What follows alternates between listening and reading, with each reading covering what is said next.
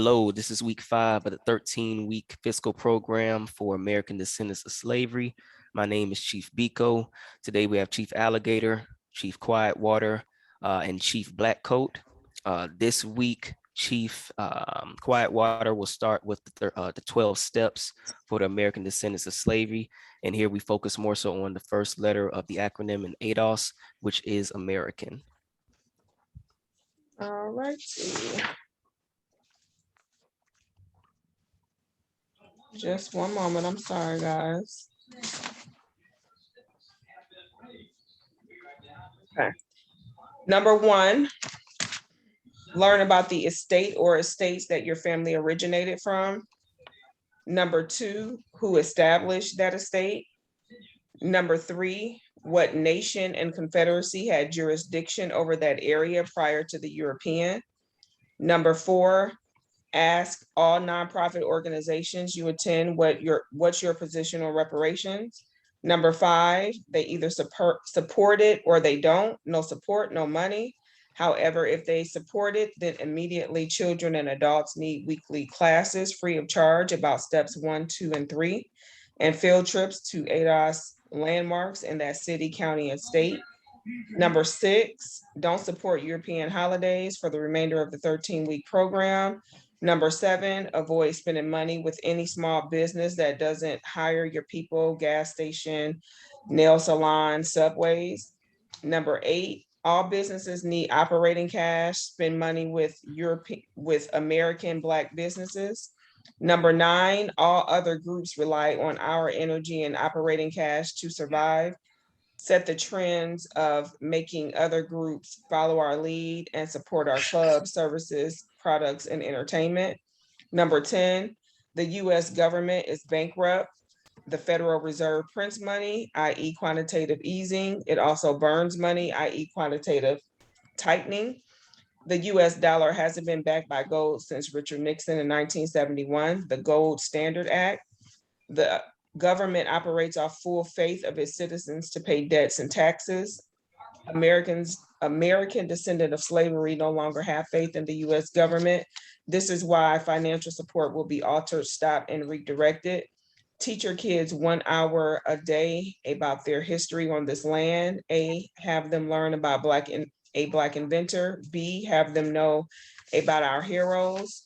C, they should know the European that conquered the estate you live in. D, they should know the nation of people prior to the European invasion militarily and culturally.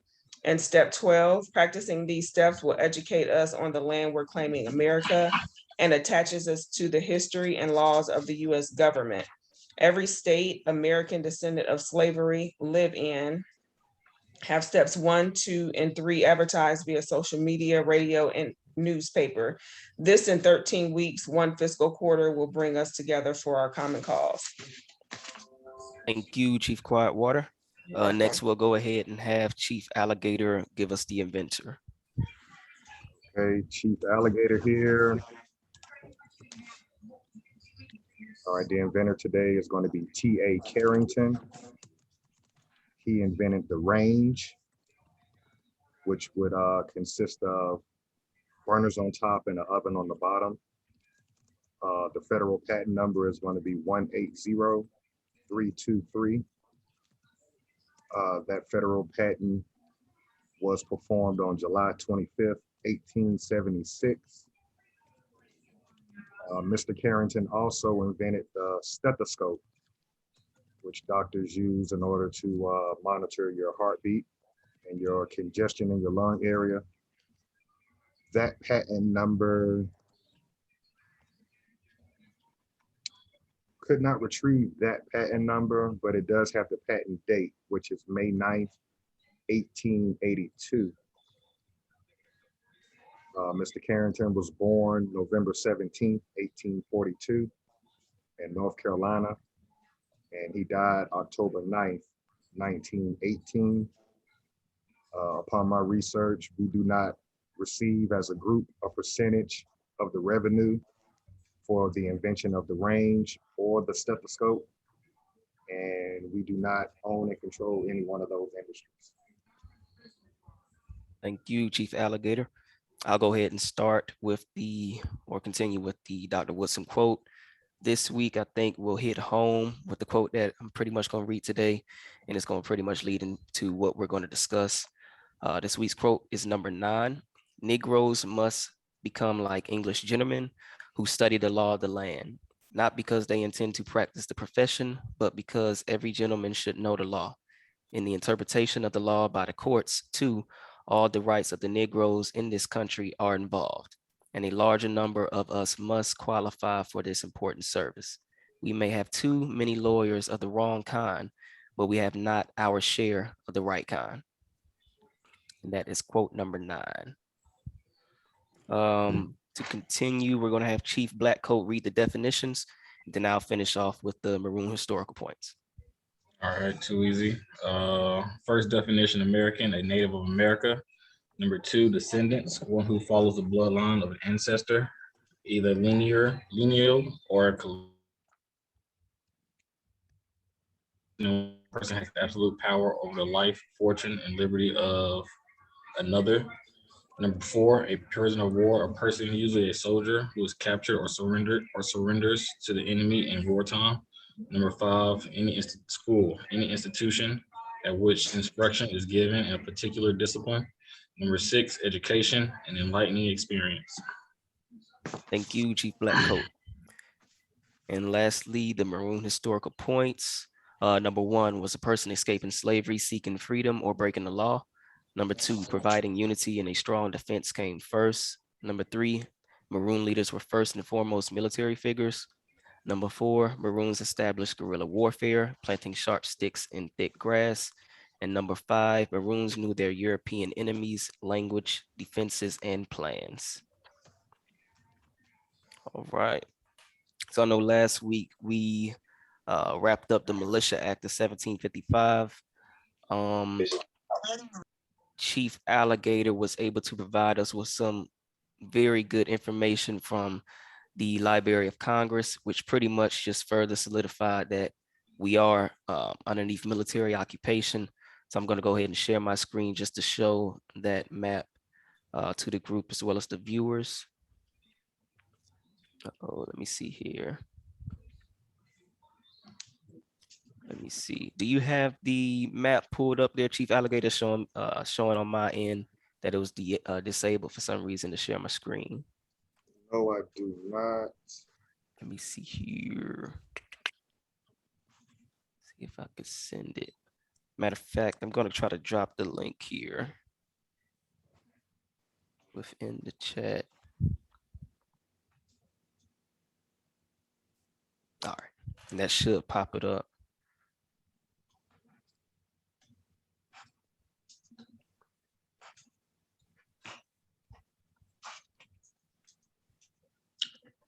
So should Chief Alligator try to pull it up to share it, or you? Yeah. Go ahead and see if you can pull it up there for me, Chief Alligator. My fault. See. All right. Then it might let you share your screen. You got it now. You can do it. I can do it. Okay, perfect. That was on me. Got you. Now I got it. All right. Can everybody see it? Yep. Okay. So here is a map where it says new military map. And it's crazy because they pretty much have it sectioned off in different military departments for different. I know this one says military department of the East, military department of the West, pretty much west of the Mississippi, military department of Texas, New Mexico, Utah, Oregon, and California. And then I know it's a little blurry, but if you were to zoom in a little further, or if you had it on your screen, be able to drop the links for this in the description, you'll be able to see the actual forts. And a good point Chief Alligator brought up was you can see how they pretty much took everything as far as the waterways, because we were able, as far as being able to trade with other nations, trade with other people, we were doing that way before the European even landed on what's present day United States. So this just pretty much even clarifies what we showed last week in regards to the military or the militia districts in regards to Georgia. So I definitely wanted to share this today and get you all's thoughts. Chief Quietwater, what are your thoughts on this so far? I mean, I see how it's, can you zoom in just a little bit? It's very interesting. I mean, it just basically ties into everything that we've been talking about up to this point. Like you mentioned, the waterways, the access to the trading posts and things of that nature. So it's just all making sense. Everything is just being tied in together. Definitely, definitely. Chief Blackcoat. Yeah, this is a new map for me. This is another eye opener. Sectioned off, and it says it right there, military department of whatever coast is on. Mm-hmm. Texas. Wow. Now that's just saying from the very beginning, this whole thing has been a military operation. Yeah, Mhm. exactly. Yeah. Chief of Cuba Line, what's going on? What's your thoughts on this? I'm not sure if you were able to hear, but it's pretty much just a military map of pretty much the United States section off in the military districts.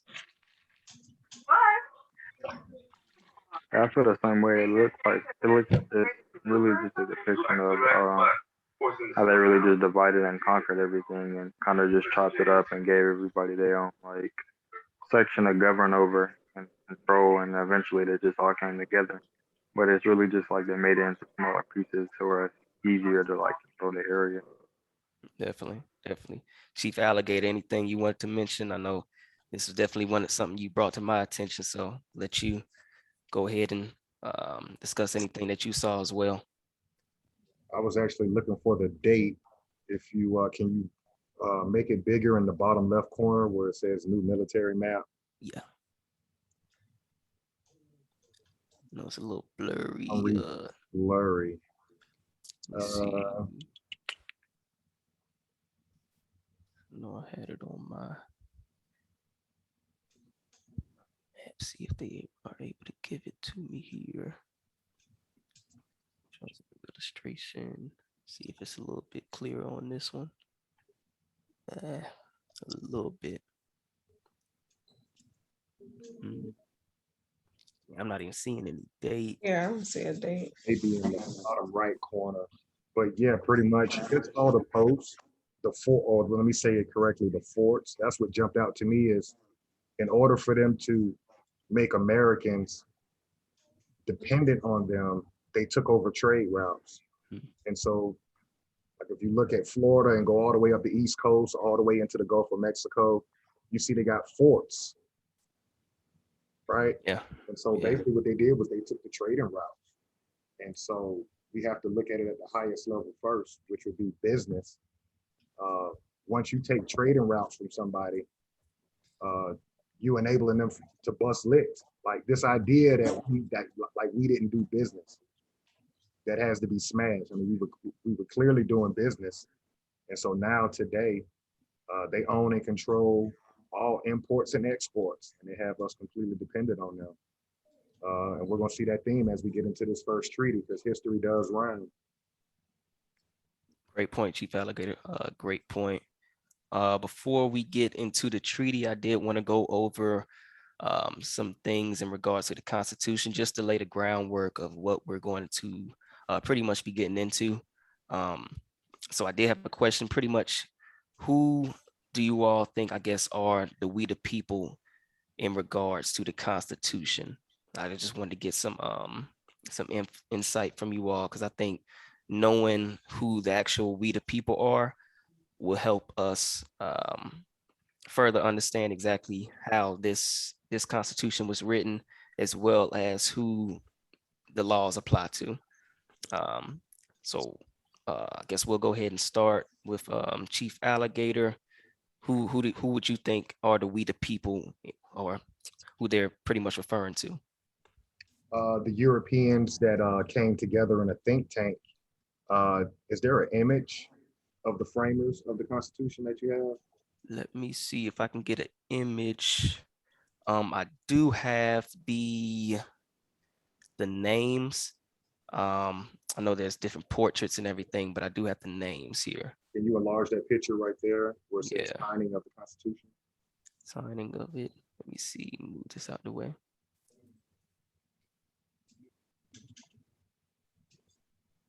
Okay. How's that look? Yeah, that's Okay. cool. So these are the We the People. And so what's today's date? August 1st, 2021.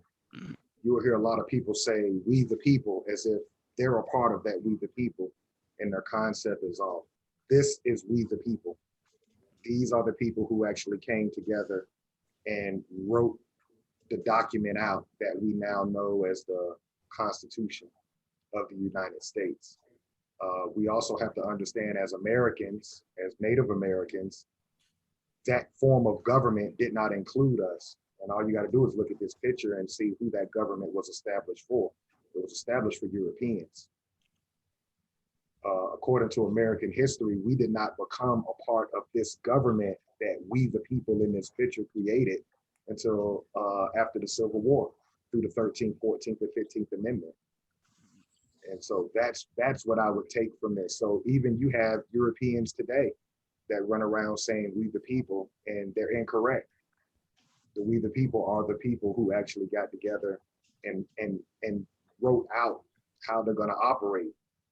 And the question I will pose to everybody on within this group and every American that looks like us, what's stopping us from getting 56 people brainstorming and creating our own? Definitely. Right, because that's all it took was organization and some type of structure to go by and like-minded people. So nothing should be stopping us. Great point. Great point. I want to kind of, I guess, go down that path. Why do you all think, we'll start with Chief Black Coat, that we haven't gotten together and pretty much made our own, I guess, quote unquote, Black Constitution or codes or anything that we can go by? That's a good question. Well, we already know this group of people started somewhere and then had to go through something, and that's how we are here today. I feel like today we might have just gotten a little bit too comfortable with the little things we are allowed to have or allowed to do. As we grow older as a people, a lot of our freedoms are taken away. So what we're studying today is in line exactly with what's really going on today. And to answer your question though, uh, maybe we became a dependent people, or we set our bar too low. So and instead of understanding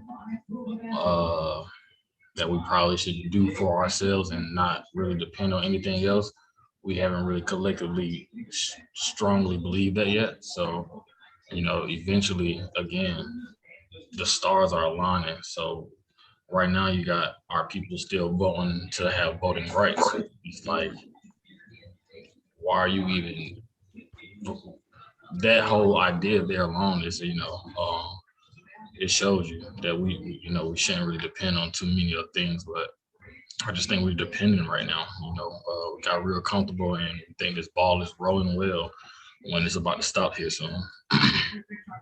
I would have to agree with that. Chief Well, Acubaline, what's your thoughts? I think we got too many people that want to be the head person. I feel like we don't have like a structure of like, okay, this one person is gonna lead everybody. Like even though there was a bunch of um generals and stuff in this picture on the screen, everybody was okay with George Washington being the first president, like the leader of it all. And I think that we don't. Everybody wants to be the leader of it, and nobody wants to like have a different position. I think we need to have just like the government has three different branches, we need to have different branches of people doing everything within the thing in one main face, rather than everybody trying to be the main face. Because eventually that's just not going to work out at all. If everybody's trying to be the top guy or the CEO per se, nobody's going to. There's going to be no business because it's just going to create internal conflict. Great point. Great point. I guess to use the term, uh, or the saying, too many chiefs, not enough Indians, not Yeah, enough people, trying to do the little things to make sure everybody succeeds in what we're trying to build here. I did want to go a little bit deeper because, yeah, pretty much only 39, I think it was 55 delegates, yeah, showed up to the convention to even sign it, and only 39 actually signed the Constitution. So not even everybody who was in attendance actually signed it, signed that Constitution. And that also raised another point here. Let me move this out the way. Can you go back to that other document one real quick? Yeah, The We the People document? right here. Yeah, where Oh, it that we says- no, you're right, you're right. okay. Where it says, but only 39 actually signed the Constitution. Mm-hmm. I would just add in, they put their life on the line because they were under Great Britain.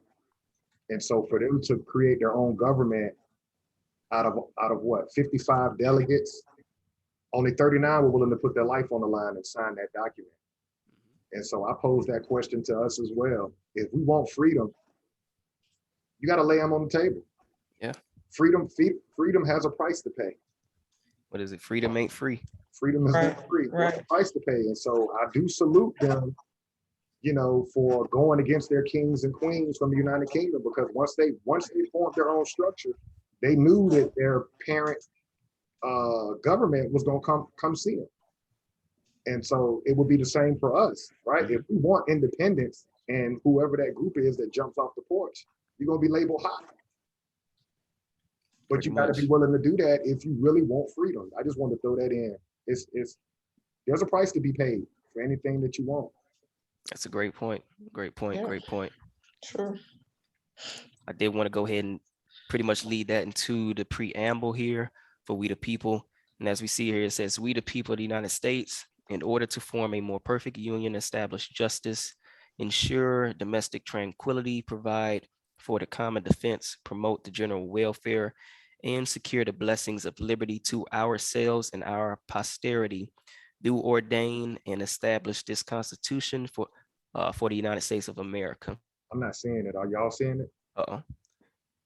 You guys seeing it? I know. Let me think I got to switch on what is showing here. Okay. What about now? Yep. Good. Okay. Mhm. So what I just read was pretty much this section here. And what I got from it was pretty much what we just established, that we the people were those 39 delegates that actually signed the Constitution. And so pretty much everything here applies to them, and posterity. What I did my research on, it pretty much means their offspring, their descendants, their lineage.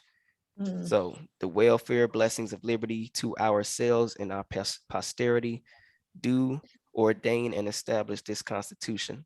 So if you want to be even more specific, it's not even to all of the people that were within that room, it's to the ones that actually, as Chief Alligator said, put their life on the line. What do you all's, I guess, thoughts on that? And I what did you think that, as I always say, just going back to just the lack of information that we have, because again, in black and white, it says what the intent of their Constitution was. So there's no reason for anyone to be confused about what this means, and defining posterity. Posterity,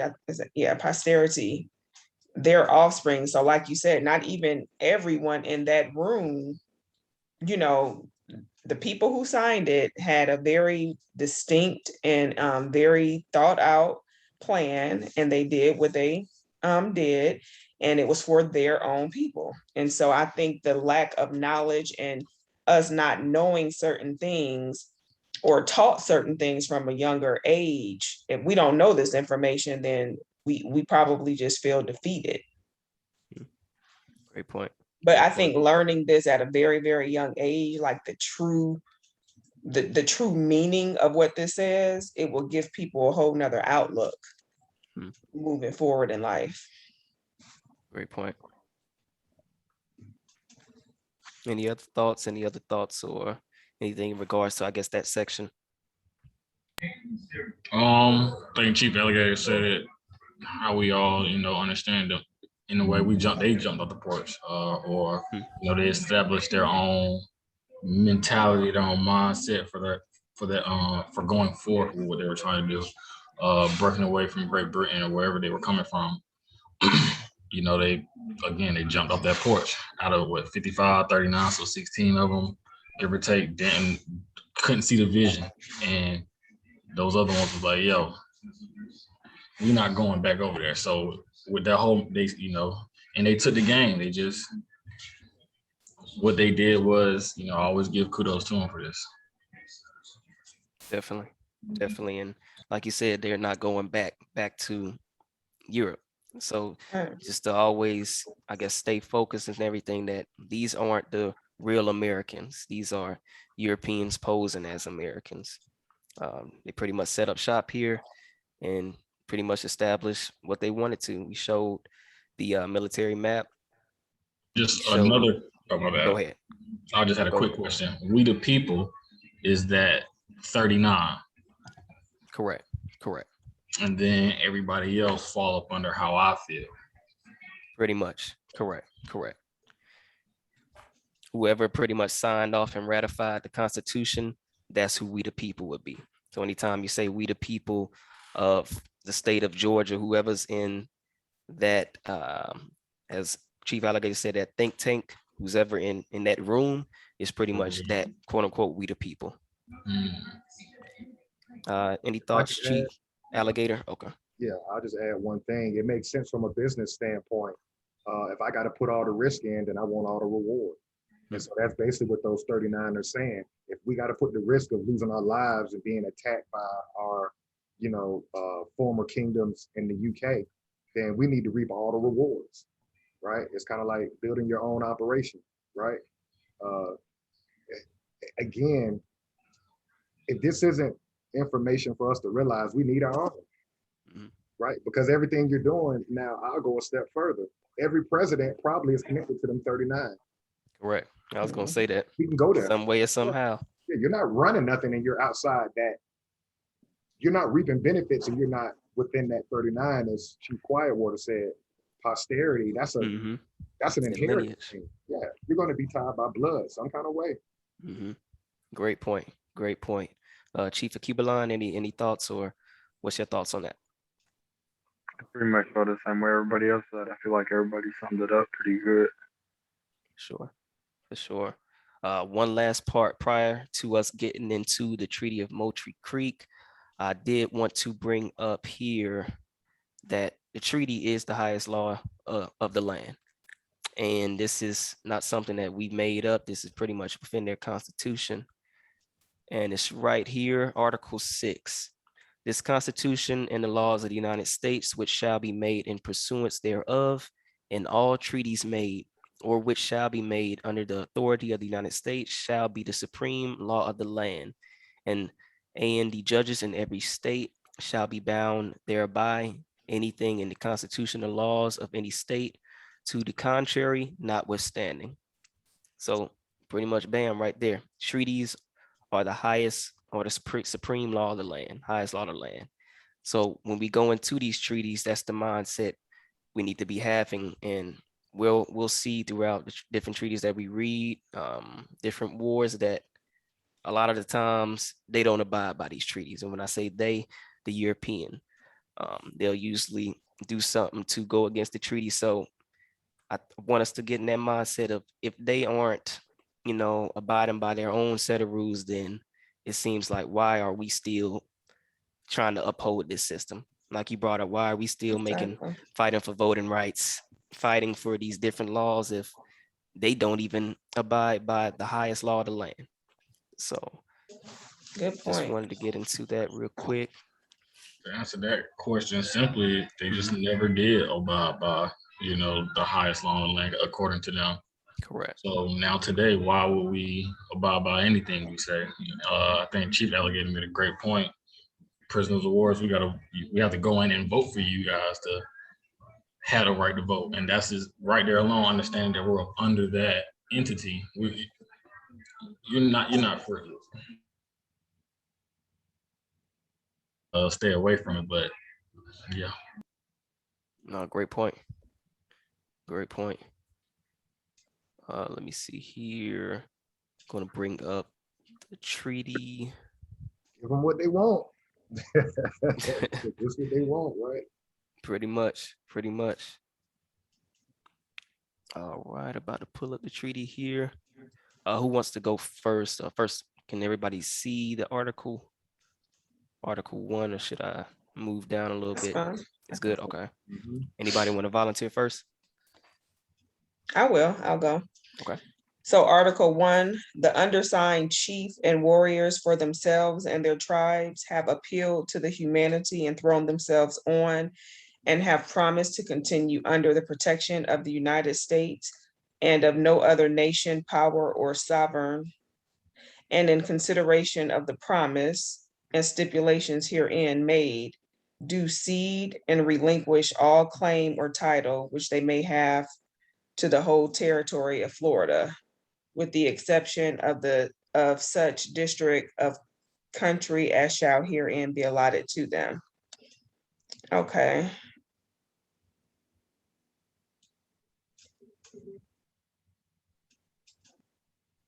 So let me see that in time. Hold on 1 second. Go ahead.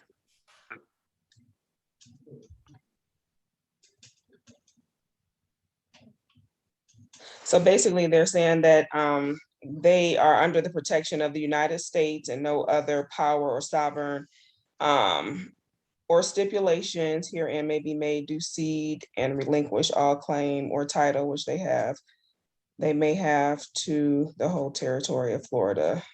Somebody got to help me out. I'm sorry.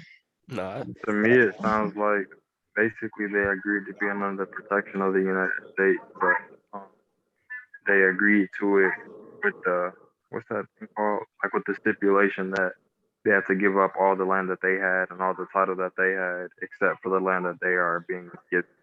So basically, you are under our protection, but we want all your land, and we just gonna give you. You have to take what we give you as far as. Okay. And the part that sticks out to me the most, saying and thrown themselves on, pretty much saying that these group of people totally needed to be dependent on Europeans. I don't think that was the case during this time. I think maybe the agents or the interpreters might have, code switched and kind of lied about what the article was pretty much saying or what this treaty was saying. But that's what I took from it. Definitely the owning and throwing themselves on stands out a lot. for sure. Chief Alligator. I'm in alignment with what Chief Blackcoat just said, where it says and thrown themselves on and have promised to continue under. Okay. I think that's where I got confused. Yeah, that to me sounds like kind of getting chunked off. Like there's no way I would sign an agreement like that. As somebody who owns and operates something myself, like there's no way I would adhere to that, right? Because what you're telling them is you can't defend yourself moving forward. You're going to be under us. And so knowing what I know now, it kind of you don't know who's going to I don't know the term, Chief Blackcoat. You don't know who's going to freeze up in war. So for those chiefs to put their tribe and their family members under those terms, what did they see during battle for them to agree to that kind of language? You follow? That's what jumps out to me, because who wants to continue under something like that? Right? And protection of the United States and no other nation, power, or sovereign, and in consideration of the promises and stipulations hereinafter made. So basically, you can't do business with no other nation. You're gonna be completely dependent on us. That's a hell of a compromise when you were doing your own trade and everything, and now we're not gonna do any of that anymore. Correct. It's definitely a big stipulation. I liken it to modern day government assistance, basically. Yeah. Like now they're pretty much putting themselves on welfare, EBT, pretty much saying we can't do anything or we can't have anything unless they give it to us. And like Chief Alligator said, this is coming from,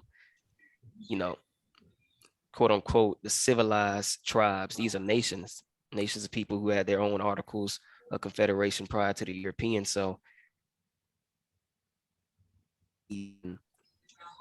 sign something like this. And another point I want to point out is that the undersigned chiefs and warriors, I know a lot of the times we have different people speak for us that probably aren't, qualified for it. We always bring up this, the preacher, Mm, the athletes, the entertainers.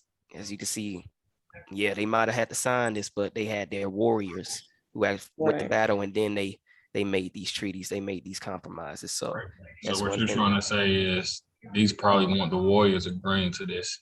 This is probably somebody just in the local village. They got beat up, banged up, and now they're reading this to them saying, "Hey, do you agree?" And it's like, "Hey, I do." So yeah, I know that's something we've seen, especially throughout recent history. So it could be some right.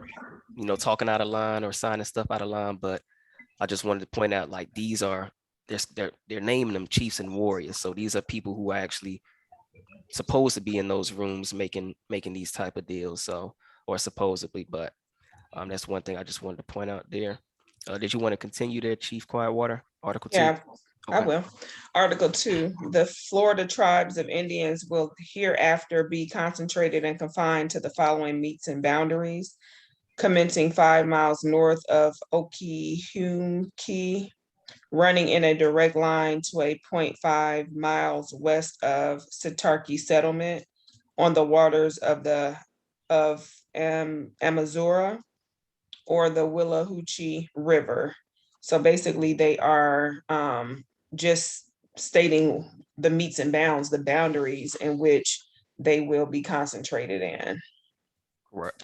Leaving said settlement 2 miles south of the line, from thence in a direct line to the south end of the Big Hammock to include Chickachati, continuing in the same direction for 5 miles beyond the said hammock, provided said point does not approach nearer than 15 miles the sea coast of the Gulf of Mexico.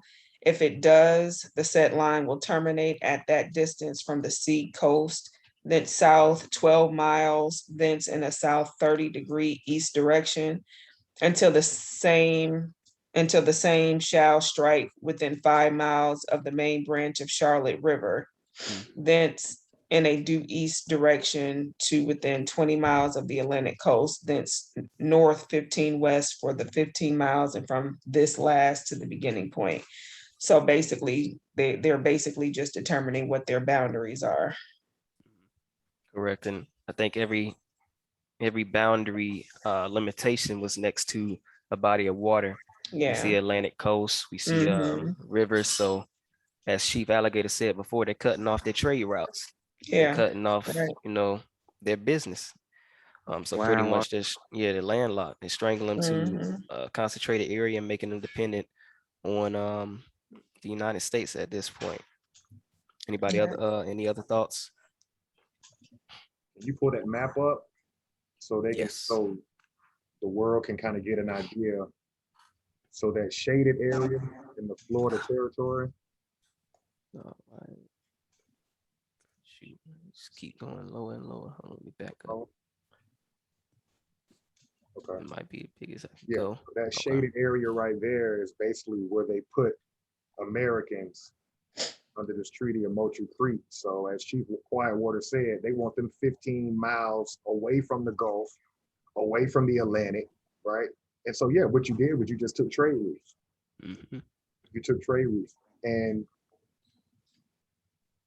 as we go through this, we'll see uh,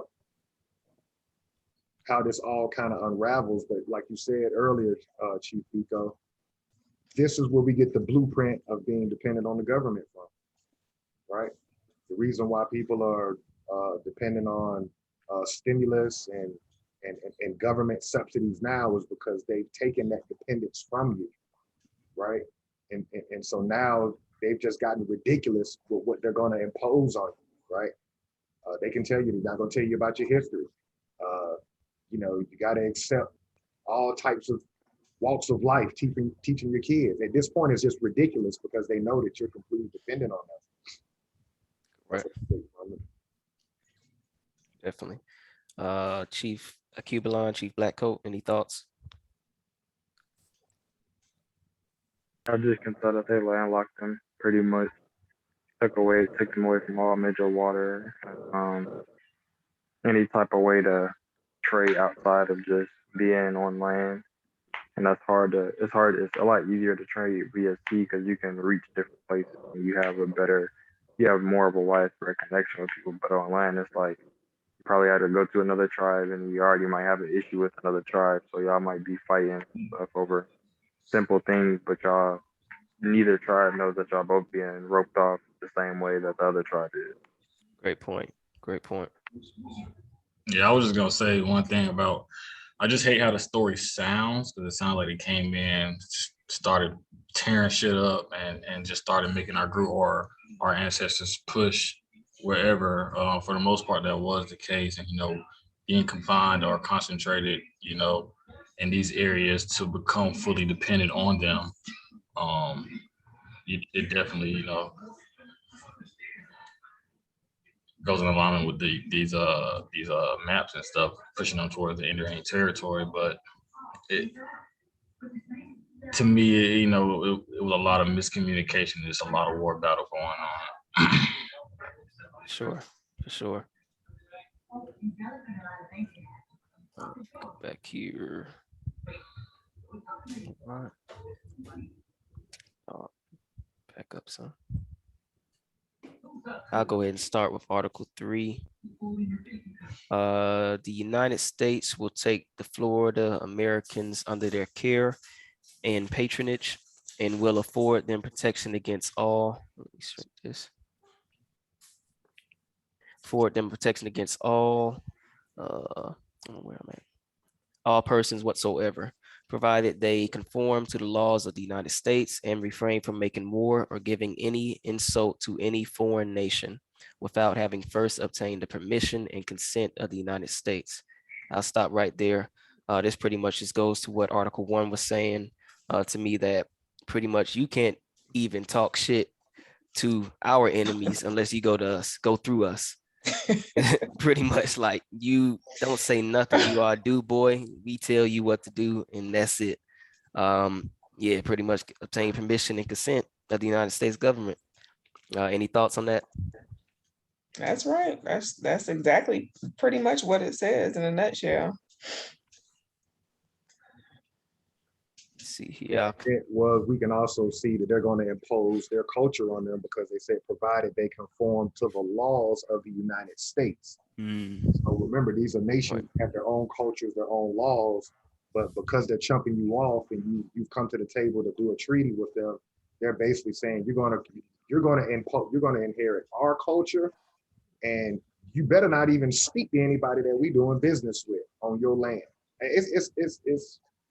It's humbling. It's not humiliating, but it's humbling that you would even, sit at a table and sign these terms. Yeah. That's where I'm at with it. Makes you think, did they even understand what they were signing? Like Right. Chief Blackcoat said. Why'd you say it was humbling? I apologize, Chief Biko. Now go ahead. I was just gonna say, why'd you say it was humbling, Chief Blackcoat or Chief Alligator? Because again, these are just horrible terms, right? Terms and conditions. And so just understanding that this is what happened to the Americans, that chose not to continue to fight. And I guess I would liken it to, it's almost like probation terms, right? Yeah. Like if you got a ticket or something you can't pay or whatever have you, and you got to take this horrible agreement, right?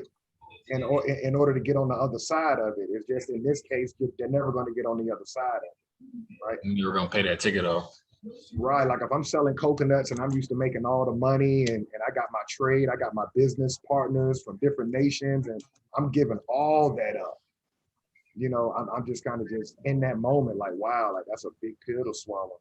To come to that agreement to say that not only can I got to refrain from making war or giving any insult to any foreign nation. So you can't even have a problem with nobody else without having first obtained permission and consent from us. They became the minority. They became a minor in the eyes of the United States, basically. So Yeah. you had to go to your parent to get permission. I had to sign off on this for you to go on this field trip, basically. They became a Wow. minor at that point.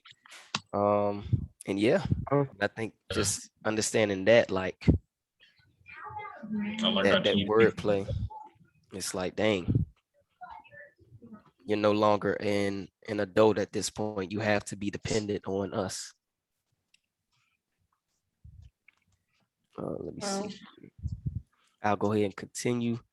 And in consideration of the appeal and secession made in the first article of this treaty by the aforesaid chiefs and warriors, the United States promised to distribute among the tribes as soon as concentrated under the direction of their agent implements of husbandry and stock of cattle and hogs to the amount of $6,000 and an annual sum of $5,000 a year for 20 successive years to be distributed as the President of the United States shall direct through the Secretary of War.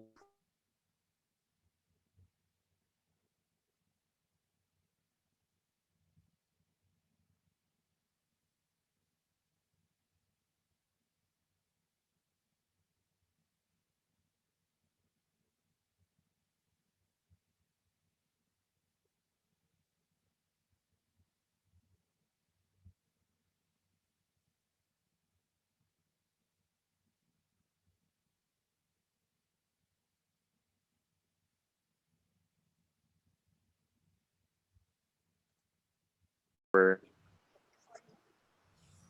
You it good? basically made it to where they would say what they would give you just like it's a trade and barter, but when it came time to give you what they said they were going to give you, they wouldn't do it. And they do the same thing like with everybody now, just the 40 acres and the mule, or like the presidents, they say they're gonna do this for you when they get in office, but they don't. So it's kind of like when you catch a fish, you gotta use fake bait, but the fish don't know that you getting fake bait until they die. Mm, damn. Great point. Great point. Great point. Because I know a lot of these promises or things within this treaty they didn't receive. So that's a great point. They were pretty much feeding them lies. Once they got them to sign it, then we don't have to really do nothing because you're pretty much underneath our control anyway. Right. Yeah, and they didn't bring their stuff over there, so they had to like observe. Okay, what do they trade with each other? What do they see? What do they deem as being valuable to each other? And they probably Mm, just chose like, okay, they need cattle, they need money, they want land, so let's just say we're going to give them this, that, and the third. And then when it's time to give it to them, put them under some more rules to limit what we have to give. right. I want to touch on that part that kind of stood out to me. Sum of $5,000 a year for 20 successful years to be distributed as the President of the United States shall direct through the Secretary of War. Mm, Secretary of War, another word or another phrase that comes out to pretty much prove the point of us being under military operation or prisoner of war. Uh, who would that Secretary of War be? Would that be that warlord appointed over that nation or tribe, and he who would the president still be Secretary of War at this point too? Anybody know the answer? Um, Good Chief Alligator, question. no. Did you want to? Okay. Yeah, I was going to look at that last one. Okay. If Chief Quietwater, if you can write down the Bureau of Indian Affairs, Mhm. this is one of those keys in a treaty that as Americans, uh, in order to find out where you come from, this is one of the agencies that is set up to be able to trace your bloodline. And it's called the Bureau of Indian Affairs. So it says, or his superintendents, an agent of Indian Affairs. So either the Secretary of War will send one of his superintendents, or they're going to have an agent associated with that nation, that treaty. So to answer your question, we could find out by next week who was actually the Secretary of War in 1823 on the United States government side. Okay. Mm, okay. You follow me? That's what we would have to, if we want to know that information, because the secretary is going to take the minutes, right? That's what the secretary does. He's going to record, okay, we're supposed to give X amount of money for the next 20 years. He records that. Okay. You follow me? Secretary. Makes sense. Right. And then he'll have either a superintendent or an agent of the Indian Affairs. Assistants. Yeah. And so, again, that's just another key for anybody who's watching this video. Don't just take your teacher's word for it that you come from a plantation or you was on a ship from Africa. The Bureau of Indian Affairs, go back to your oldest relative through birth certificate, take that relative and search through the Bureau of Indian Affairs. And there are some more agencies as we go through these treaties, so you can backtrack and verify that you're American. And what year was that we were asking about? Should be 18. yeah, 1823. 1823. Okay. Chief Acubalon, did you have any thoughts on that article, or at least that last portion of it in regards? Well, you might have already gave. I think you already gave yours in regards to what they're willing to take and give. Uh, I just would say that back then, like we said before, everything was pretty much, there was no like branches, there was no type of hierarchy. It was really just one person, like the president. Like he had a secretary of war and all of that, but he, at the end of the day, he was still making decisions that he would consult with the people around him. But it wasn't like he was like, hey, should we do this? Should we not do this? It was like there was a move, and then he would make sure the move was in play and make sure it was written down and make sure everything was accounted for that move. I think one thing on this too, just keep in the back of our minds, is that these are treaties after pretty much wartime. So the president is enacting as the commander in chief. So he pretty much will have absolute power in regards to anything that's relevant to war, since it is pretty much wartime that we're reading about. And this is pretty much the final um, final, I guess, distinguishing parts of what will pretty much allot you as the Americans and what will be taken or what we'll expect from you after this war. So pretty much like the terms of agreement. Did anybody want to read off on Article 4? I think we got about 6 minutes, and then we'll go ahead and wrap up after this article. I'll do it. One Okay. more thing in that paragraph where it says to the amount of $6,000 Mhm. and an annual sum of $5,000 a year, they pretty much lock them into a contract, right? So let's say the European got that area popping where it's making millions of dollars a year, but they're chumping you off with $6,000. See? And so that's a theme of why war keeps going, right? Because you put me on a budget. So the United States government has to honor that budget. But what happens when they find out that, oh, we're making a whole lot more money than that, right? And what came to my mind is the music industry. You can go all the way back to James Brown, Little Richard, right? They always got cheap deals. They always, with that initial contract, it seemed like good money, right?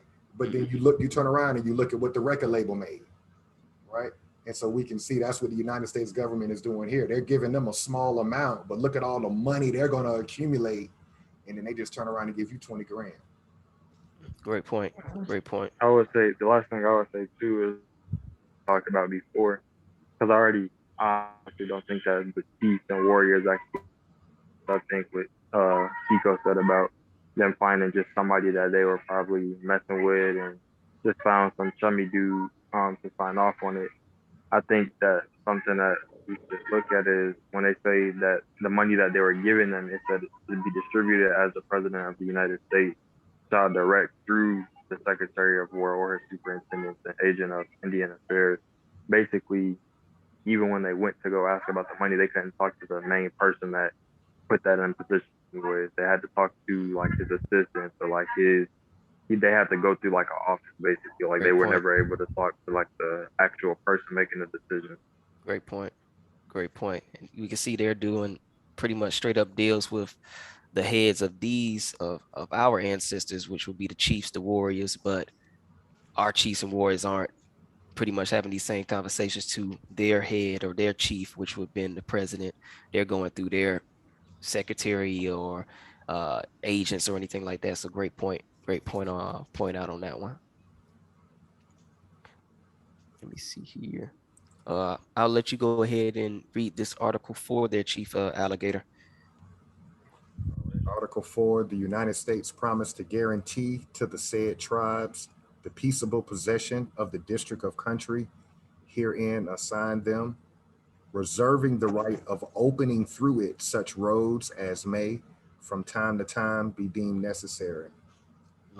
And so basically you're not giving me a district of country because you're telling me that I can build roads through it from time to time if I want to. And so again, that goes back to knowing our history. Every time that we've had a town that was thriving, what has the United States government always done? Run highways through it. Right. So we see this goes all the way back to 1823. Great point. And it's like the same thing that they dealt with in Great Britain with the Quartering Act, when the people could come and just stay in your house. It's like, yeah, you have your own house, but also this house pretty much is property of the government, since whenever they need to, they can come stay with you or crash at your house during war. Little stipulations. Anybody else want to build on that? Shoot, I thought that was a great point though. Of mentioning like how it's always interstate over our thriving neighborhoods. For one, MLK, you probably always have a highway going right over Martin Luther Right. King or anything that we would look at as our leaders. There's always something, some type of major road construction moving through that area. So that's a great point. And it gets worse. So I'll keep pushing. It gets worse. Okay. So the peaceable possession of the district of country herein assigned them, reserving the right of opening through it such roads as may from time to time be deemed necessary, and to restrain and prevent all white persons from hunting, settling, or otherwise intruding upon it. So you can't even stop white people from hunting or settling or intruding in the district that they gave. They didn't give you nothing. Right. They didn't give Yeah, pretty much. Yeah, you got an empty deal. Yeah. There's no way that they understood this Exactly. contract. Like, it was completely different language because nobody would sign that if they actually understood it.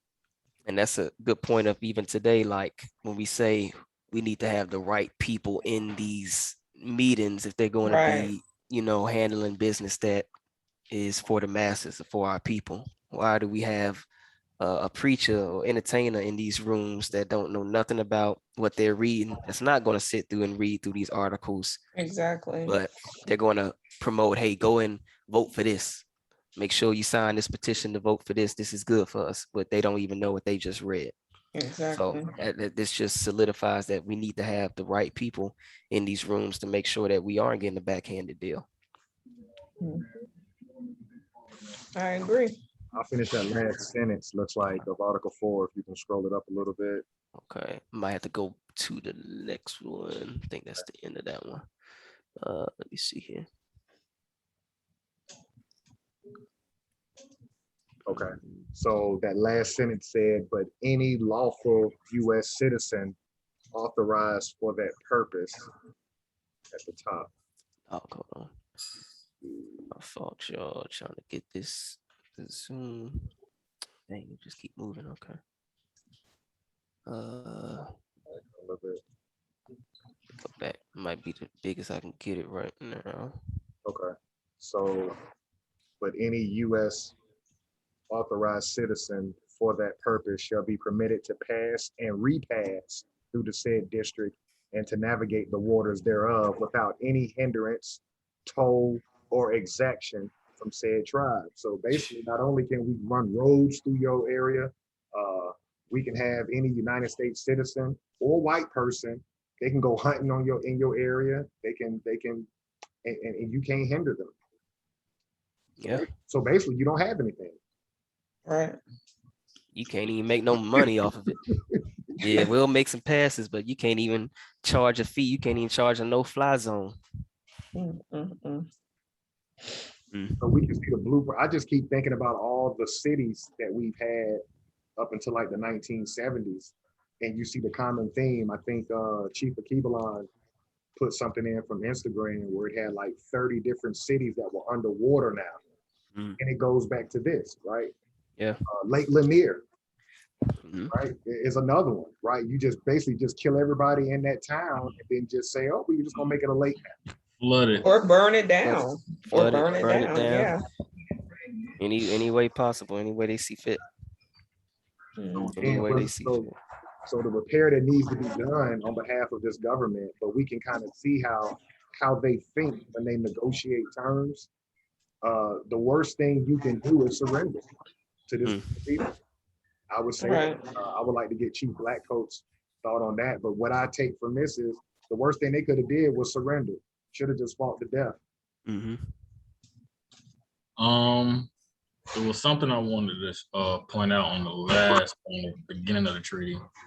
Okay. That side note that was at the bottom, I believe it said something about, allowing these people to have peaceable, interactions.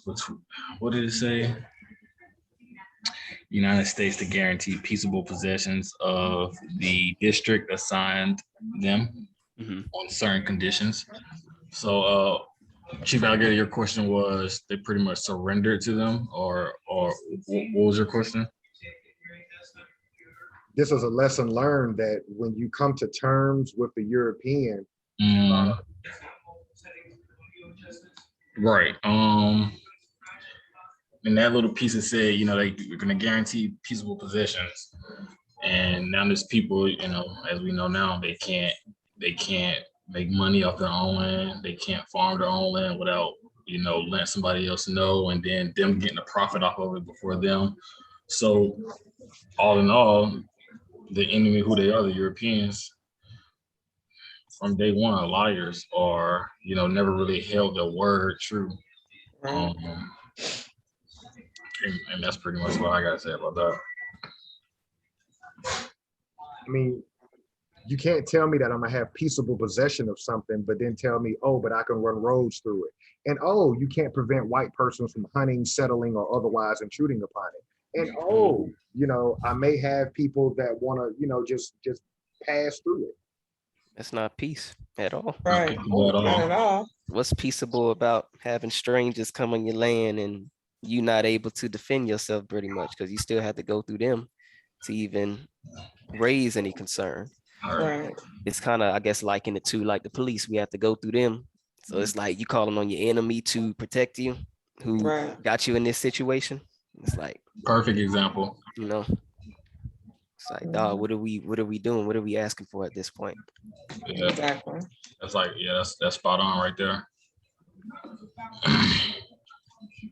We're at Article 4. Mm-hmm.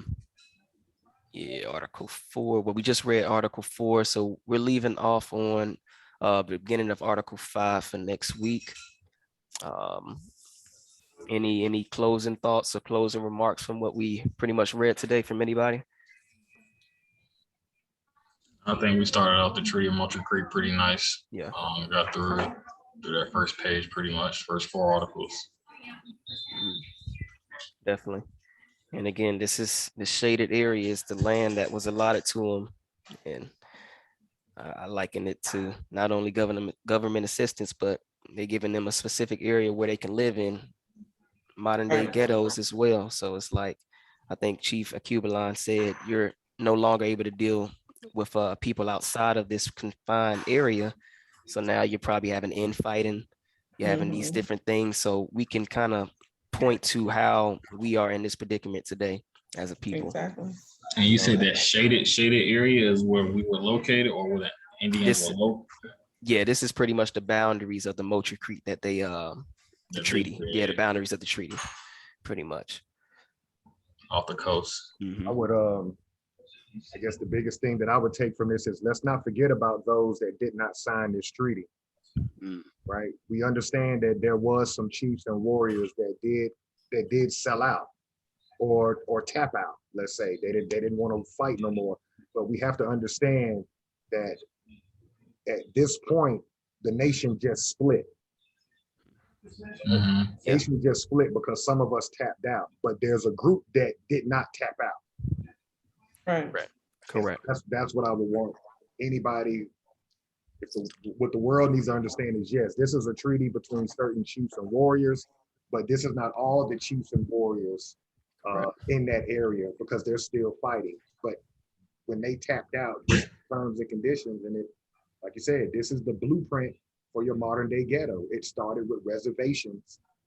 It started with putting our ancestors on reservations, and then it morphed into ghettos, and now there is no more ghettos. So the question now is, well, where do our people go? Because they don't even have any area specifically for us anymore. Right. And that's where we are now. Like, they're about to release this rent moratorium, and where are people gonna go that are completely dependent on this government? Right. Yeah. They're letting illegal United States citizens in, giving them resources. You've gotten nothing as a group of people through the first 100 days. The first thing Biden did was take care of the illegals on day one. And that goes back to what Chief Biko said about fake leaders, right? Here you got these people trying to get you to continue to vote in a system that's not giving you nothing in return. Oh, Right. we did get a slave holiday though. Yeah, let's get over here now. Yeah, you got a slave holiday that everybody can reap the holiday benefits of pay from, not anything specific. So these are things we have to take into mind and make sure we not repeating these same mistakes. I'm gonna say this to y'all. And I hope I'm wrong, but toward the end of this year, we're gonna see a lot of stuff happen to this group of people because you have no protection, you didn't get any financial resources, but you overwhelmingly voted for this man out of fear of Donald Trump. And I'm not playing that left wing, right wing, Republican, Democrat, Donald Trump. Mm-hmm. I'm looking at the responsibility of that office. You got nothing out of that office in the middle of an worldwide economic crisis and a worldwide economic pandemic. And as we do these classes, we're going to see our people go through a lot. We're going to see a lot of our people lose everything. You have no protection. Yeah. I agree. 100%. 100%. We shouldn't be dependent on either wing. Two wings, part of the same crooked bird. We should be, giving our votes or whatever you want to do to those that are going to actually give us, resources, give us Right. benefits. We shouldn't have any loyalty to either side because we see that both sides are crooked. We see this government, from what we're reading, is crooked. So, both, there's no lesser evil per se from both of them. Right. All right. Let's see if they stop sharing.